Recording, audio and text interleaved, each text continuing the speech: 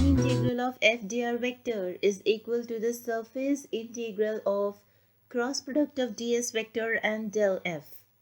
That is the gradient of f, where C is a closed curve. We need to show this result, right? Now because we need to apply a Stokes theorem over here and there is no dot product with dr vector. So to apply the Stokes theorem, we need to have the dot product, right? So for that, we need to have a constant vector, that is a vector, so that I can apply the dot product of fa vector with dr vector. If taking this vector inside of this integral, I can have a dot product of fa vector with dr vector, right? So starting with this constant vector, and then we need to apply the Stokes theorem on this, and then we get the desired result, that is on the right hand side. So let's start with the solution. Let a vector be the constant vector.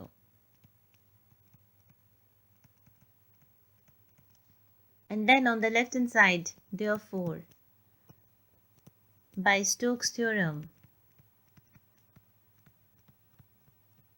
we are having on the left hand side the line integral of f, multiplying this f with the constant vector and taking its dot product with dr vector.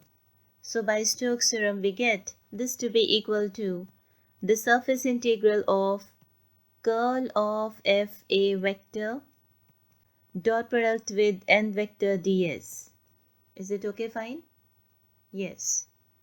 Now to find the curl of f a vector, I'm using the formula that curl of u v vector is equal to del u cross v vector plus u into curl of v vector. I have used this formula in the previous contents and I have also explained this formula how we are getting this right hand side. Please check from that. So using this formula over here to get the value of curl of fa vector.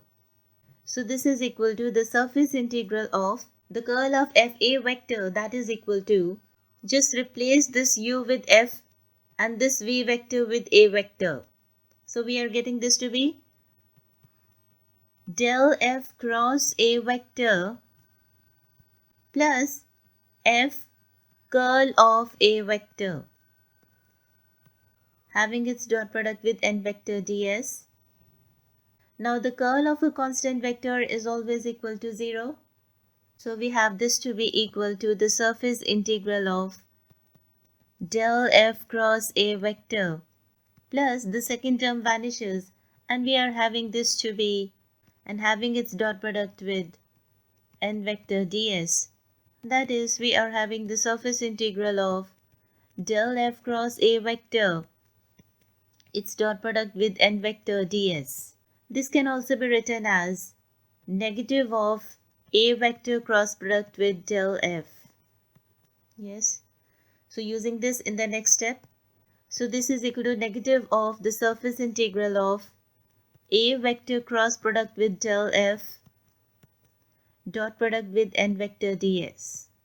Using the result again, shifting this dot to cross and this cross to dot.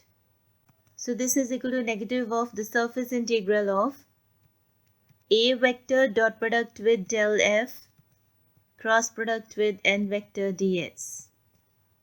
Because this a vector is your constant vector, I can take this a vector with its dot product outside of this integral. So this is equal to minus a vector dot product with the surface integral of del f cross n vector ds. And n vector ds is equal to ds vector. So this is equal to minus a vector dot product with the surface integral del f cross ds vector. Reason, n vector ds is equal to ds vector. What is on the left hand side? We are having the line integral of f a vector dot product with dr vector. Now a vector is a constant vector. I'm also taking this a vector with its dot product outside of this integral now.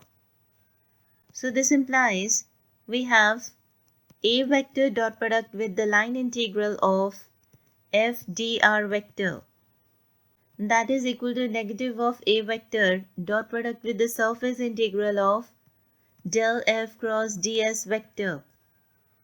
Because I need to take A vector common, that is why I have done these two steps. A vector dot product with this line integral plus A vector dot product with this surface integral equal to 0. And now taking A vector common with its dot product. So this implies A vector with its dot product taken common from these two integrals, that is the line integral and also the surface integral.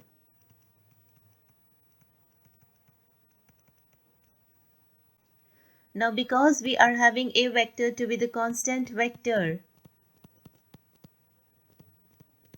and also it is arbitrary, it can be any constant vector having its dot product with these terms in the bracket. And because this A vector is having its dot product with these two terms in the bracket, therefore this complete bracket is now equal to 0 in the next step.